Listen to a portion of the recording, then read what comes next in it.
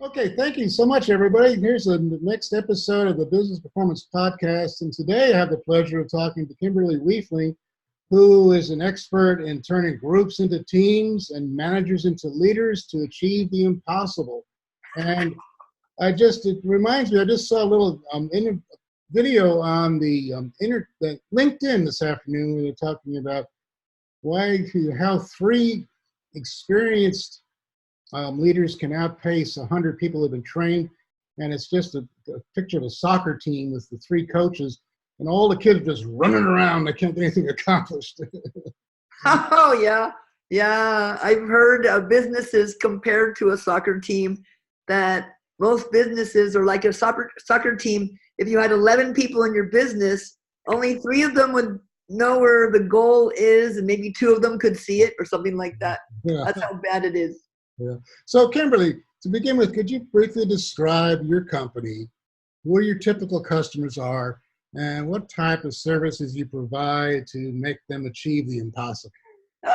Well, thanks, Henry. I really am so amazed that I can make a living doing what I do, because, you get a bunch of really smart people and put them in the same company together, and they have the collective IQ of an insect. It's just shocking.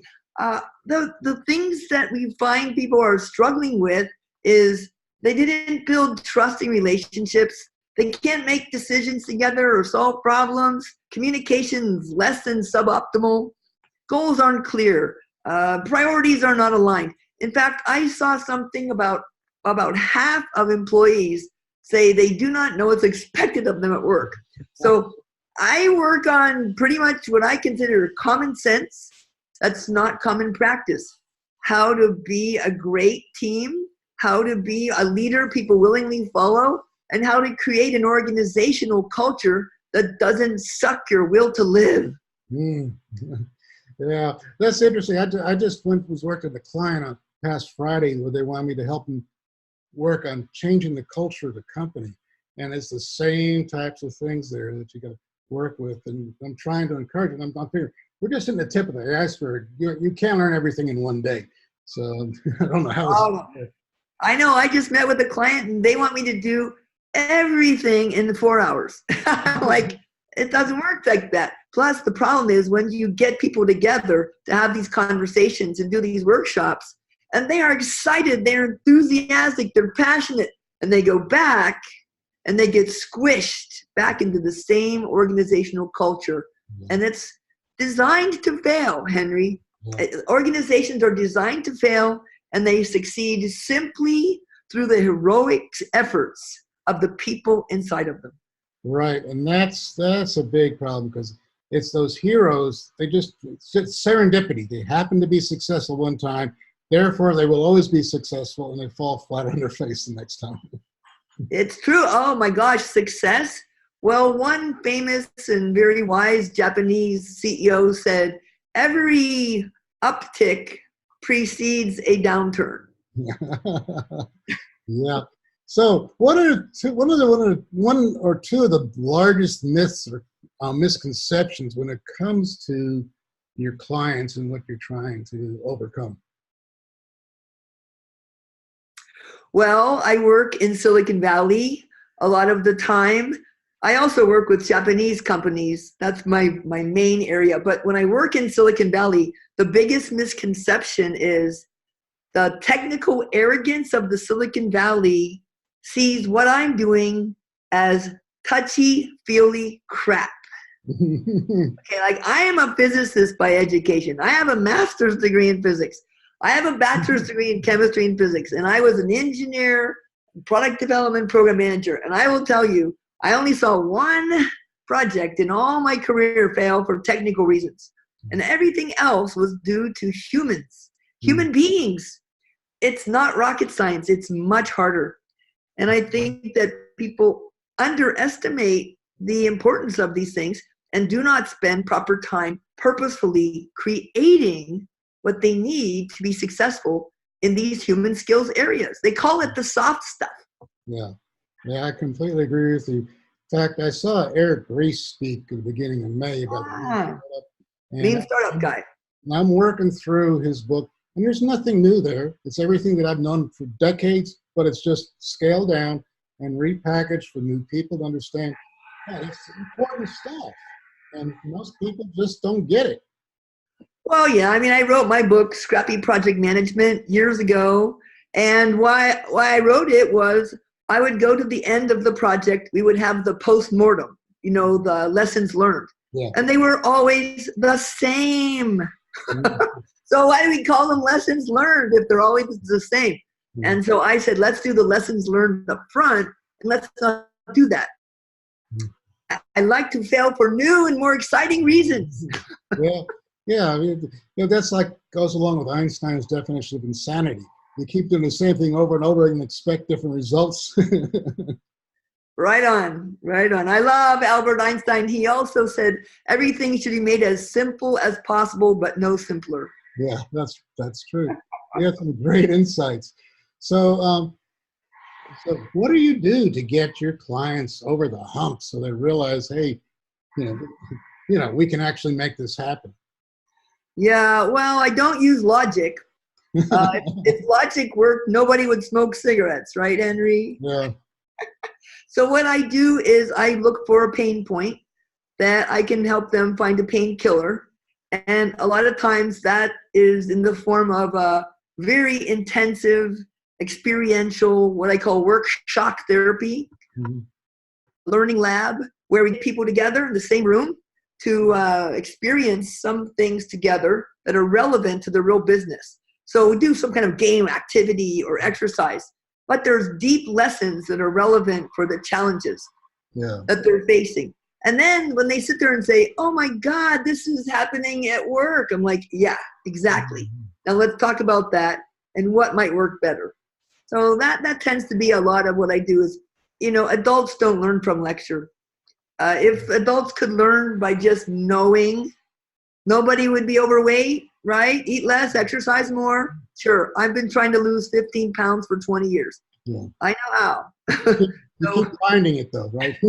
Yeah, so we need to do things that are like, don't read a book about exercise, go to the gym and work out. And so what we do is help them exercise these skills of leadership, team effectiveness, organizational culture that they can take back into their work environment. Yeah. So can you please share a story of how you don't have to name the actual client, but something specific where you help them overcome these obstacles and be successful? Yeah, there's one client. Oh, we've been working with them for about 5 years. And they hired us because, well, they have about 20% of people quitting every year. Ooh.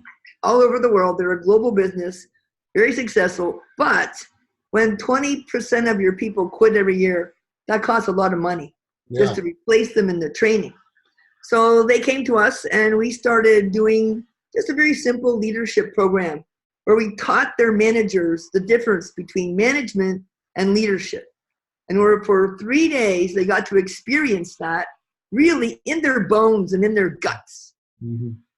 And after they went back, they would stay connected and there was follow-up. So that really helped improve the impact. So come to find out, after 14 of these programs, 250 graduates over the last 5 years, this guy who was helping run this program internally, he found out that only 5 people out of 250 quit in 5 years. Ooh. So that's like less than 1%. Yeah. So going from over 20% voluntary turnover to less than 1% just from a 3-day leadership program with proper follow-up. And the people that never even came to our workshop, people who report to the managers who graduated from our workshop, their retention problem went down to 12%. So cut almost in half. Wow. So I personally, I can't even believe it. And when this guy takes these numbers to their founder and CEO, and this is a company with thousands of people all over the world, he says, I do not believe that data. Because it is so mind-boggling, right? And it just tells you how screwed up it is, Henry, that in a 3-day leadership workshop, you can dramatically transform retention like that. Something's seriously wrong with that company. Yeah, and you got to kind of drill down and figure out, why. I mean, how are you? What did you do that was successful? Because you want to be able to bottle that and do it again. Right. Well, it's been known for decades. I mean, we don't teach Kimberly's methodology. It's been known for decades how to be the kind of leader people willingly follow and to engage employees so that they feel really committed to the business. Barry Posner and Jim Kouzes at Santa Clara University here in San Jose, they have been doing the research for 30 years on what the best leaders do differently. They distilled it down to 5 key areas, model the way. Here's what I do. Do this with me, Henry. Make this okay symbol with your hand, but don't do it in Brazil because it's a bad thing. Oh, yeah. So go ahead, do it now. Put it on your chin. Put it on your chin. Where's your chin, Henry? It's right there. Yeah. That's your chin. Yeah. Yeah. You're putting it on your chin. Yeah. See, so the most important thing for a leader is to do what you want other people to do. Don't do this and say that. So this is one of the keys that has been discovered. It's not rocket science. Modeling the way, inspiring people to a shared vision, challenging the status quo, challenging the process, enabling other people to be successful, and then encourage, celebrate success, appreciate. It's not hard. And once you learn that, that leadership is just behavior. And then you find out, wow, this helps to engage employees. And engaged employees are all the rage these days. I don't know if you know Gallup's research on employee engagement, but supposedly worldwide, 15% of people go to work engaged. 85% of people worldwide go to work just to get paid like a wage slave. And a certain percentage of them, they're actually working against their own companies. They're actively disengaged. Now, US is supposedly the best in the world, 35%. Wow. 35% engaged, the best in the world. Yeah, I can understand that. I worked in China back in March, I guess in March, yeah. And at the end, I asked them questions like, what would you, if you had to start this company over from scratch, what would you keep? What behaviors would you keep? What would you do differently? And everything was lifestyle. It had nothing to do with the company whatsoever.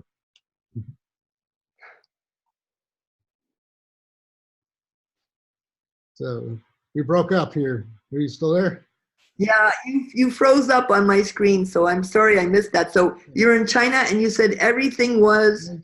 All the feedback was lifestyle issues. Nothing to do with the company at all. It could have been any place.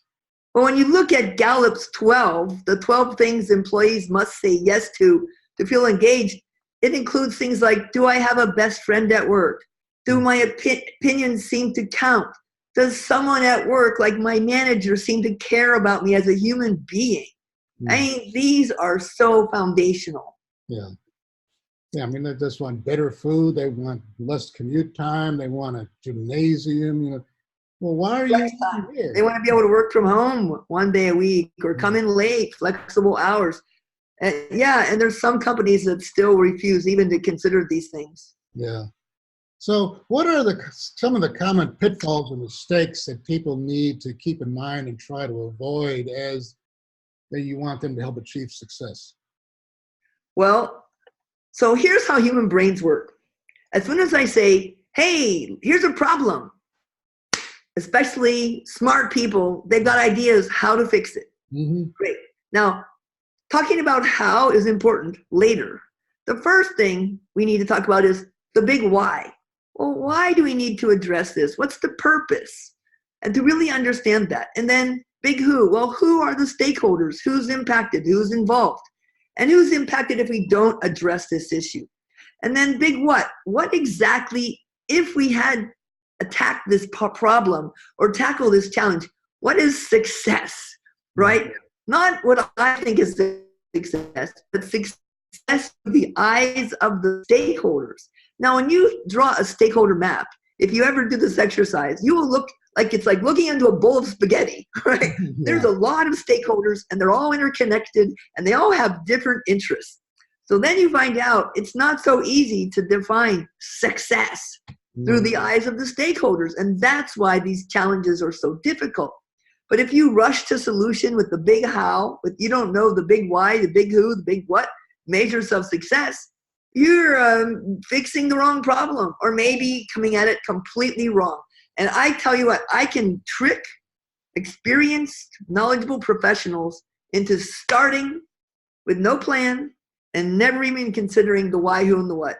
And I can do it repeatedly, and I tell them in my workshops, I'm going to try to trick you again to starting something with unclear goals. And they're like, oh, no, we'll be ready, Kimberly. Boom. That afternoon, again, it's because human brains don't like planning, because when you're planning, no code is written, no product shipped, no revenue is obtained. So human beings, if they're given a choice of how much time to spend planning, will spend zero, nothing, goose egg. Yeah, like immediately jump to a solution. Yep, and engineers are the worst. I have to admit it. It's tempting for me as well. I mean, that's why I'm teaching it. Well, the biggest temptation is when you have an undocumented process, and you get the people in the room and you start documenting the process. They see where it's screwed up and they immediately try to fix it. And you go, wait a minute, let's step back. Let's just write down exactly how you do it to see where you need to make a change. Right. Start changing it.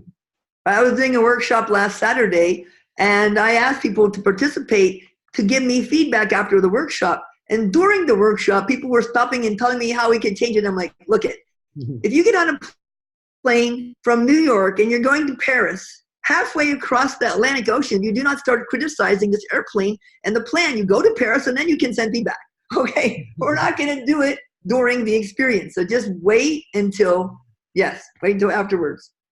Yeah. People love to rush to action in the absence of any evidence that it makes any sense at all. Yeah. So would you please spend some time telling our listeners a little bit about your backstory and how you got where you are today, and what defining moment inspired you to be this advocate for change? Oh my gosh. Well, so I started off, right after high school, I joined the military because I thought my dad's not going to spend money sending a girl to college. So I went in the military, I got my GI Bill, and then I put myself through 7 years of university and graduate school. And I wanted to study science because I thought it would be so cool to be a scientist all my life. I wanted to be a scientist. Then I get a job at Hewlett Packard where I'm working in the field repairing analytical instrumentation.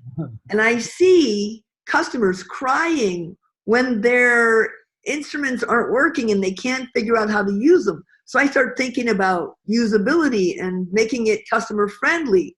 And then I see customers, so grateful that I actually came and listened to them. And I learned you can fix the customer and leave the instrument broke, and it's okay because the customer needs to know someone cares. So I really got passionate about customers by my work with Hewlett Packard, my first job there. So when I moved out to the factory working in manufacturing and then in R&D later on, I was a huge customer advocate. Then I went to startup because I live in Silicon Valley and all that job security was driving me crazy. So I joined 3 failed startup companies, and I was amazed at how the investors had no idea what was going on as far as the leadership and the organizational culture, and how easy it was to make a huge improvement. I finally, in my 3rd startup, I got a position on the executive team, and I took over all of the organizational culture things. And I set up once a month, we'd all go out somewhere together and get to know each other. And I set up appreciation and recognition, little certificates we would give to each other to thank each other for our contributions, and little gifts and things that they could give each other. And then I helped abolish performance appraisals in 2000. Yes. I tried that myself. It didn't work. Appraisals. Well, the reason was because there was evidence at that time that combining salary administration with the performance management just makes everyone unhappy. And you can still see that today, right? You have a performance appraisal once a year and you rank people. Highly ranked people are demotivated for a few weeks. And low ranked people are demotivated for months. So it doesn't help. So I got people to agree that we would replace performance appraisals with what we called a respectful, mutual quarterly dialogue between the manager and the people about, well, what are the goals of the company and how do I need to support that? And what support does the manager need to give so they can achieve those goals? And turns out salary administration doesn't need to be intermingled with performance management, because most of what you get paid is based on what's typical for your industry. So, for example, if you're a pizza maker, hey, how much do pizza makers get paid in Redwood City where I live? Well, that's pretty much what you're going to get paid, plus or minus 15%. So it's really not necessary to combine those two things. And when you do, it just goes wrong, because money is like oxygen. It's not a reward. If it's not there, if you don't have enough, you miss it, and it's all you think about. But if you have plenty, you never appreciate it. Like, you're not sitting there right now, Henry, saying, gosh, I really am grateful for the oxygen in this room. But if it was gone, that's all you could think about. So money is not the way to reward people and motivate and inspire people. Just give them enough and then find other ways to truly acknowledge their contributions. Right. Yeah. So can you share an experience that you had early on that still influences you today and how you approach everything? Oh my gosh. Well, I used to work with one gentleman who his English wasn't very good, but he was really talented and he always seemed very happy. And once, after years of working with him, I finally asked him to tell me his life story, starting at birth.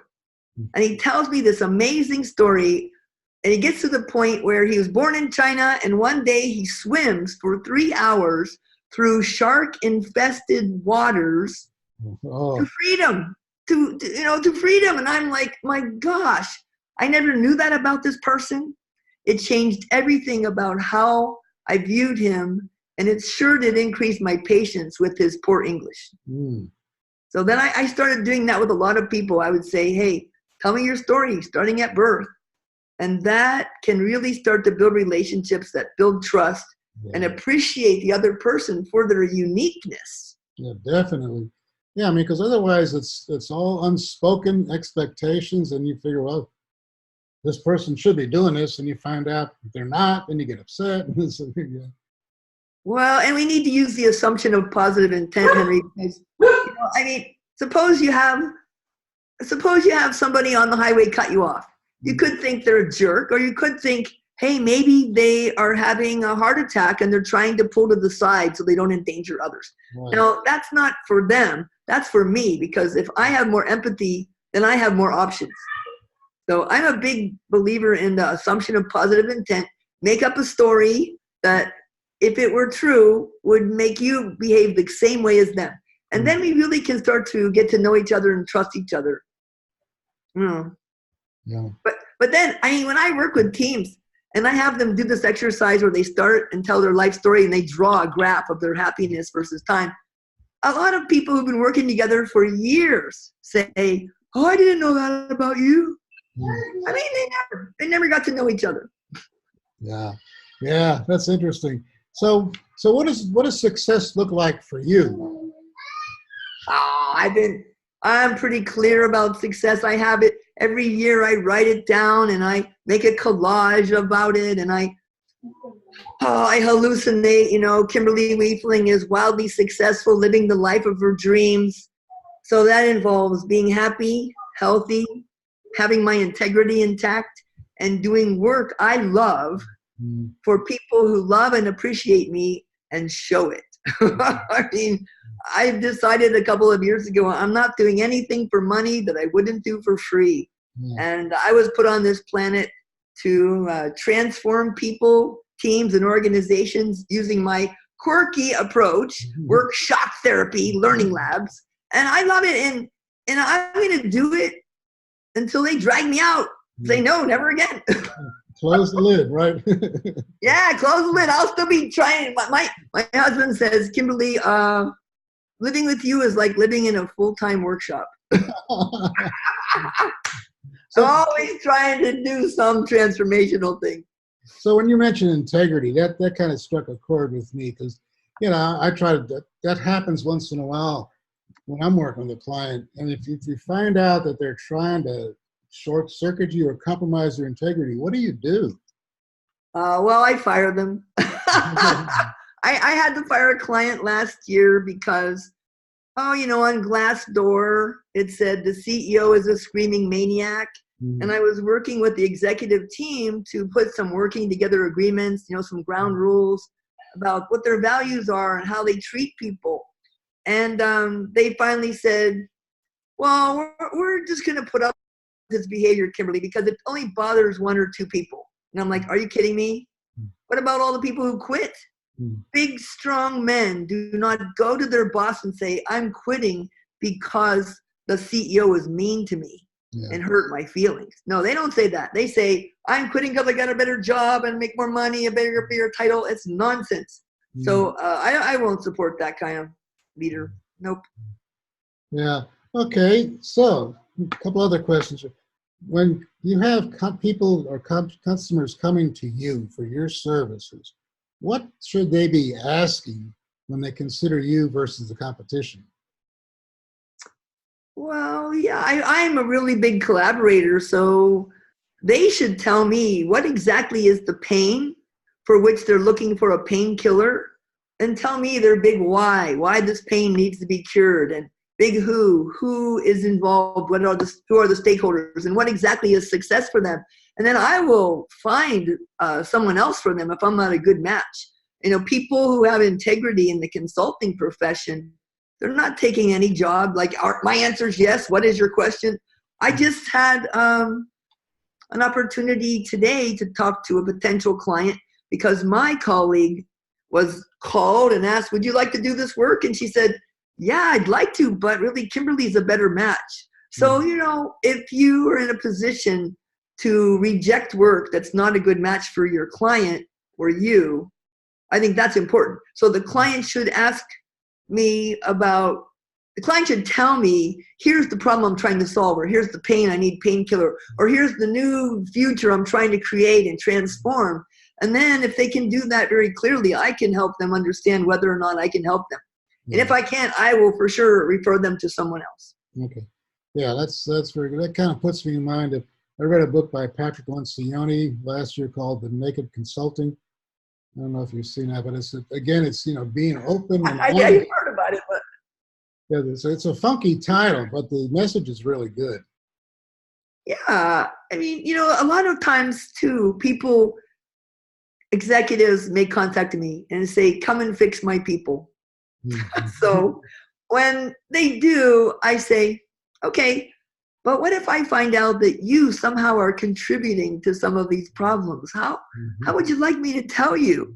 And sometimes they'll say, yeah, probably I'm doing things I'm not aware of. Just tell me, Kimberly. But sometimes people say, are you suggesting that I am contributing to the dysfunctionality? And I'm like, okay, you're not going to want to hire me. You got to find someone else. Right. Yeah. I mean, all the problems can be tied up to the highest guy in the management chain. Well, sometimes I say the fish rots from the head. Yeah.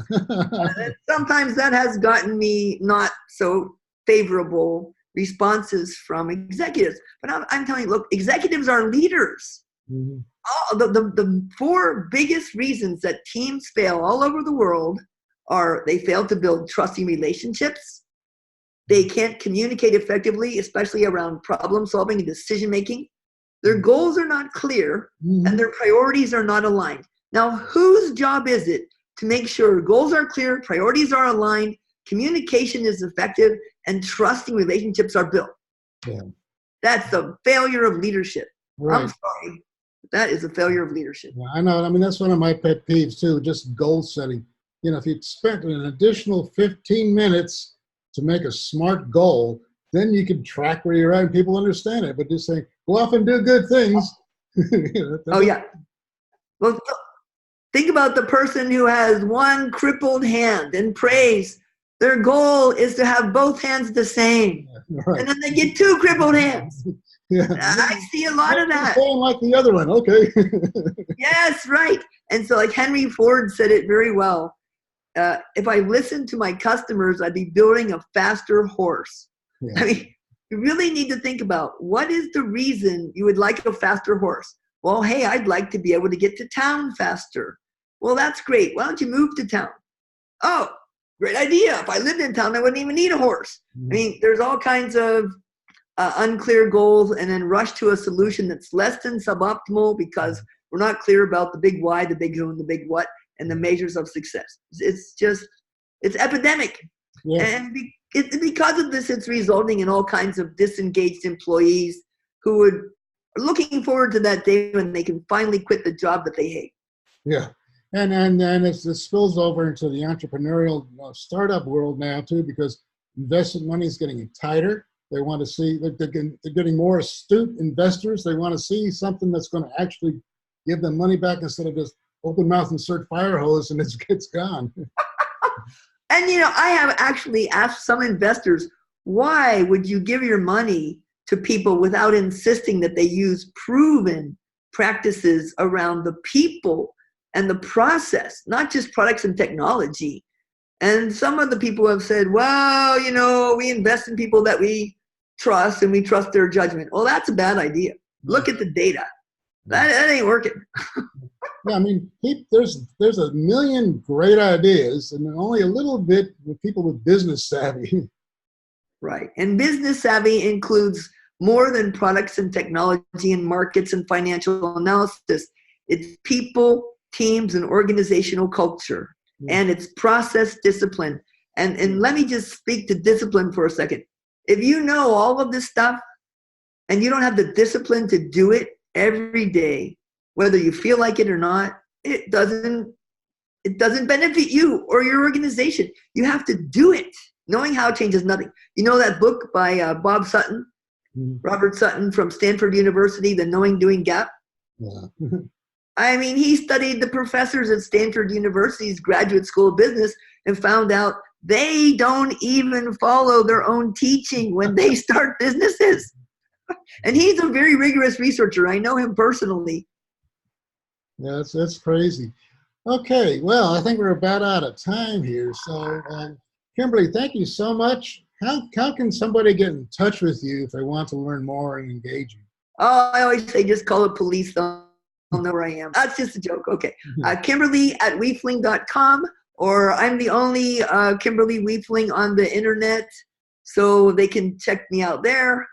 Or my website is Wiefling.com. It's hard to spell. Yeah. So WIEF as in fun, LING.com. You'll find me. Yeah, so it's hard to find, easy to come back to, right? yeah, and you can also go on Amazon and type in Scrappy Project Management, and you can get my project management book. It's really thin. It's everything I know. It's really fun and irreverent, and it's only a 2.5-hour read. No, that's great.